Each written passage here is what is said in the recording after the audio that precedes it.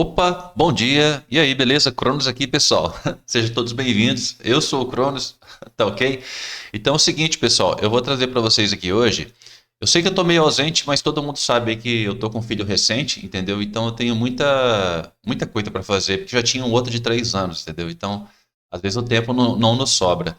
Mas vamos lá, pessoal. Hoje eu vou passar uma aulinha para vocês aqui que é muito importante, que eu vejo que tem muita gente que às vezes aguarda um trade mas não repara no tipo do pullback. E vocês sabiam que os pullbacks têm seus tipos também? Então vamos lá. Ó. Hoje nós vamos falar um pouquinho sobre os tipos de pullback.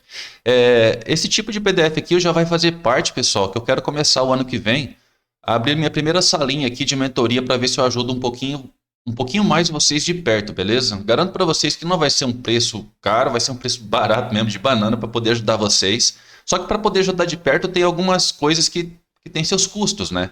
Então, eu vou colocar um valor assim bem irrisório mesmo, vai ser coisa só para ajudar vocês, tá ok? Mas mais para frente a gente vai falar sobre isso daí. Eu estou organizando, questão de horário, questão de quando vai ser as lives, vai ter sala ao vivo, beleza? Para poder fazer um acompanhamento do operacional, para poder entender qual que é a lógica do price action em si. Então hoje aqui nós vamos ver sobre tipos de pullback. E essa questão da mentoria, nós vamos começar a amadurecer para que no começo do ano que vem a gente consiga aí ver se vai ter alguma pessoa interessada, obviamente, né? Então vamos lá, tipos de pullback. Antes de mais nada, seja muito bem-vindo ao canal. Se você não for inscrito, se inscreva.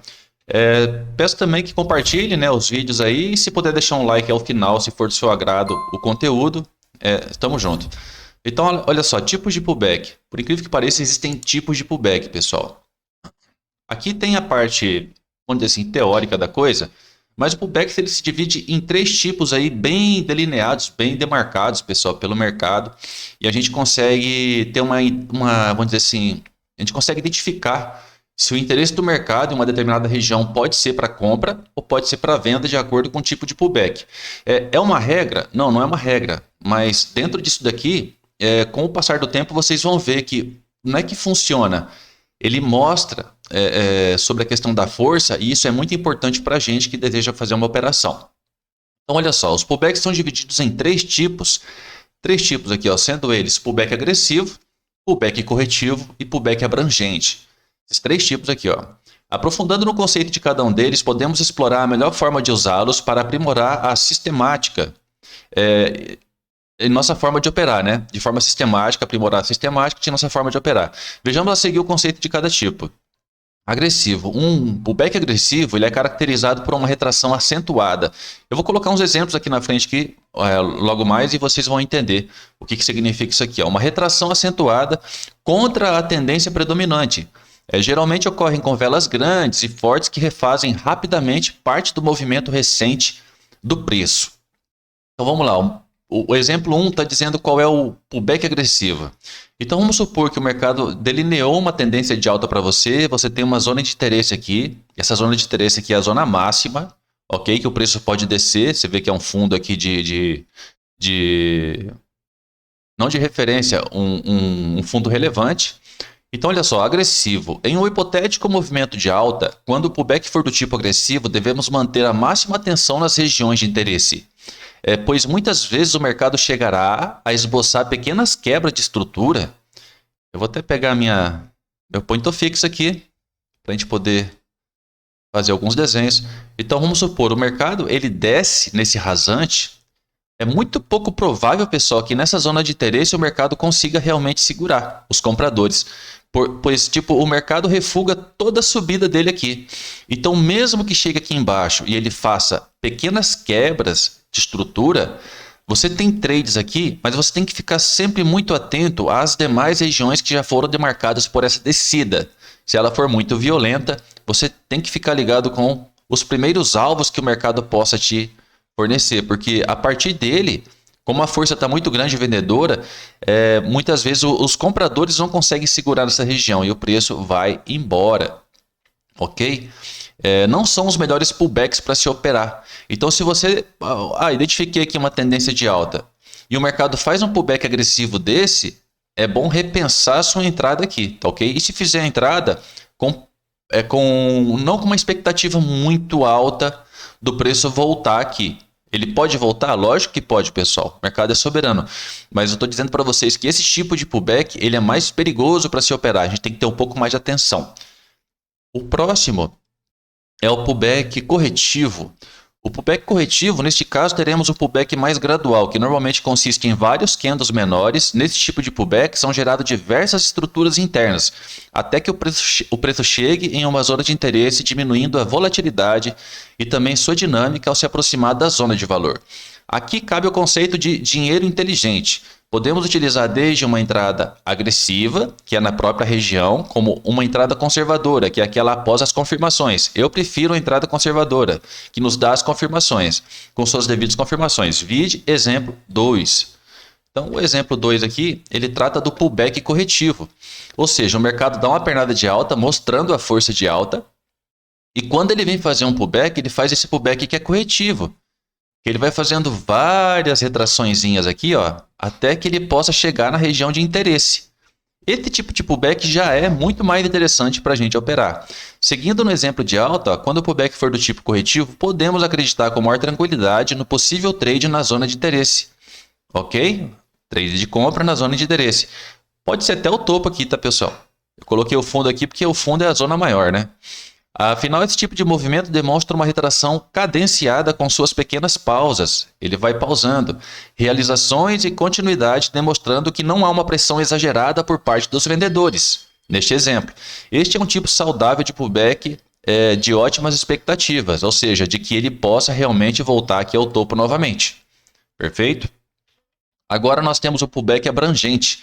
O pullback abrangente é caracterizado pela ocorrência de vários movimentos de liquidez. Eu já vou explicar para vocês isso aqui.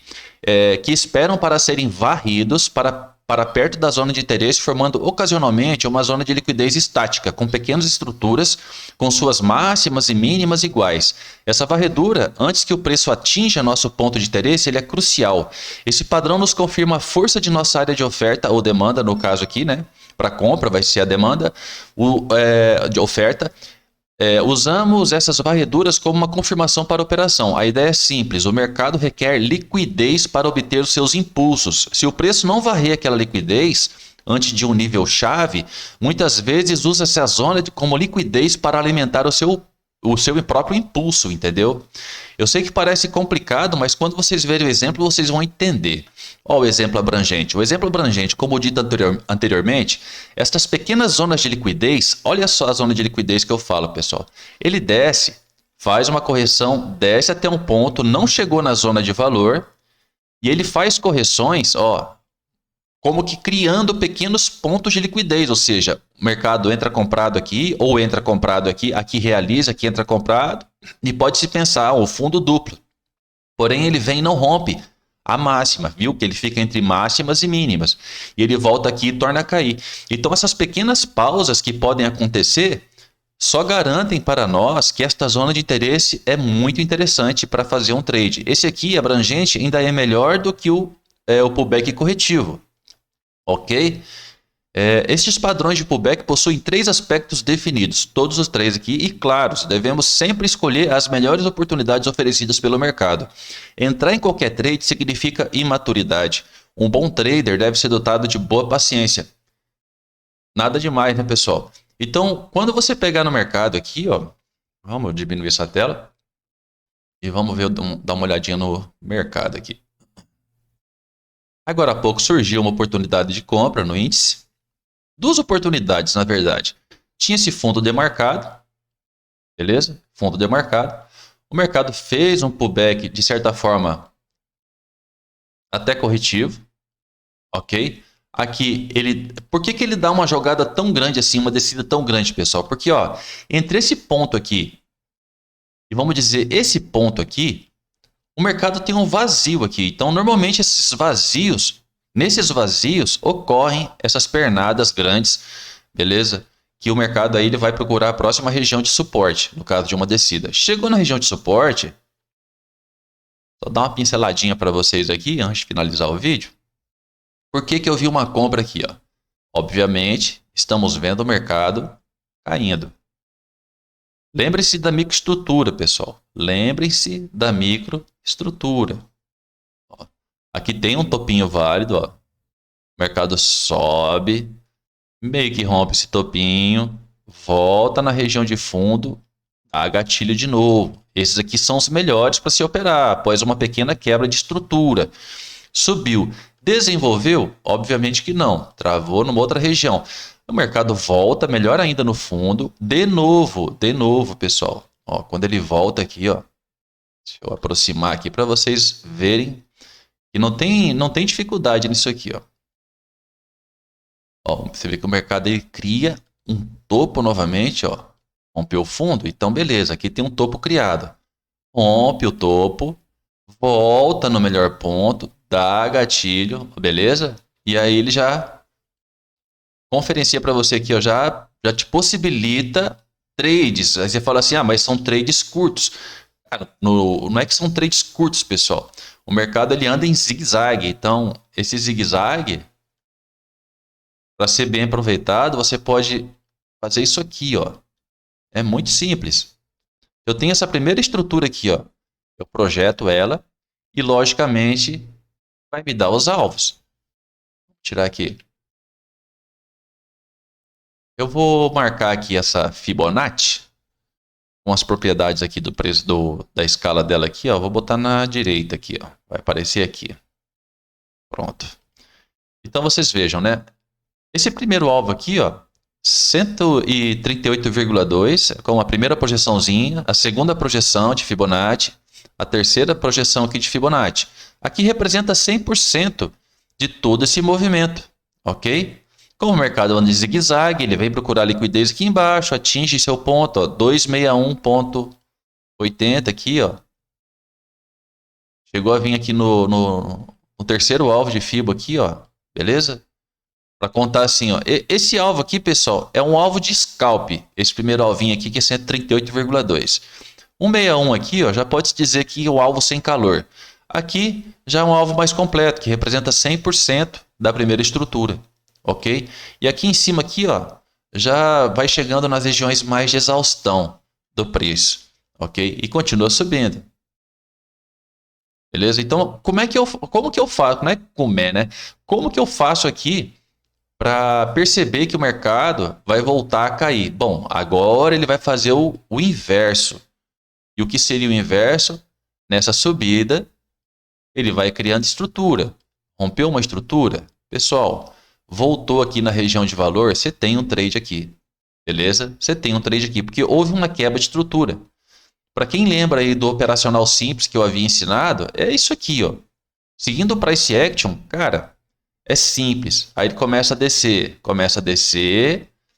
rompeu um topo, caraca, rompeu o topo, beleza. Você pode ter um trade aqui se der gatilhos de compra? Pode. É a mesma coisa que aconteceu aqui. Não, devemos, né, utilizar. Veja que aqui ele também constrói estruturas. Constrói pequenas estruturas. Aí você olha assim, ó, rompeu um fundo. Rompeu um fundo? Rompeu. Então tá. Vamos projetar essa pequena estrutura que foi a última estrutura criada. Veja só. Aqui tem uma estrutura. Este fundo foi rompido por este candle. Então nós temos uma região aqui em cima de valor que compreende o candle referência com o candle gatilho. Este mercado volta aqui dentro, com este candle aqui, e dá um gatilho. Dado o gatilho, você tem a oportunidade de entrada? Tem, mas você tem que ficar atento aos alvos. Se você pensar assim, minha expectativa agora é de que esse negócio regasse para baixo. Não, você tem que ficar atento aos alvos. Se você entrou vendido já aqui, nesse próprio candle gatilho aqui, ó, ele fechou, você entrou vendido, você tem um alvo aqui, ó, de 100% dessa estrutura aqui embaixo. Se você souber operar isso aqui, ó, você já não só vira a chave, como também você já deixa de criar falsas expectativas. Ok? Quando ele sobe aqui de novo, ó, vamos ver aqui, ó, repara o que aconteceu. Só repara. Vou desenhar aqui, vocês vão entender. Ó. Rompeu um topo. Rompeu um topo? Rompeu um topo. O mercado voltar nessa região aqui, ó, e me der gatilhos compradores, eu posso pensar nessa compra. Ou seja, simples, pessoal, não tem mistério. Beleza? Quando ele chega aqui embaixo, ó, a gente vê um gatilho aqui, ó, mais tranquilo. O mercado volta, pega a liquidez e Sobe, sobe, sobe, sobe. E do dólar, vamos ver aqui, ó. Essas duas linhas aqui, ó, é uma região interessante que pode acontecer uma resistência aqui. Então, olha só o dólar. Da mesma forma. O mercado desceu, ó. Havia um topinho. Houve rompimentos, porém com candles vermelhos, o mercado volta no melhor ponto, dá gatilho e vai embora.